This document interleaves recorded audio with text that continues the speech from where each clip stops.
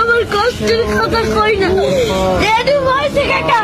আমি মানুষের হাতে পাও ধরলাম বাসের মধ্যে উঠে পাও ধরে ভিক্ষা চাই একজন আজকে এত তোমার মাঝে খালি একটা মুরগি চাইছি দেখে কেটা পারছে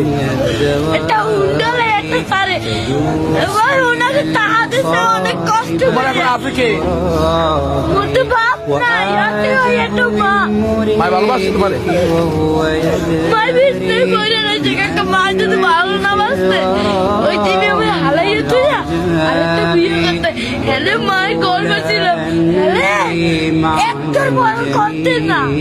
যারা এতিমকে পছন্দ করে না, এতিমকে তাড়িয়ে দেয়,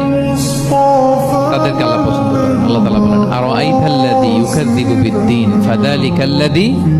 ইয়াদউল ইয়াতীম। যারা আখিরাতকে অবিশ্বাস করে তারাই এতিমকে ঘাড় ধাক্কা দিয়ে তাড়িয়ে দেয়।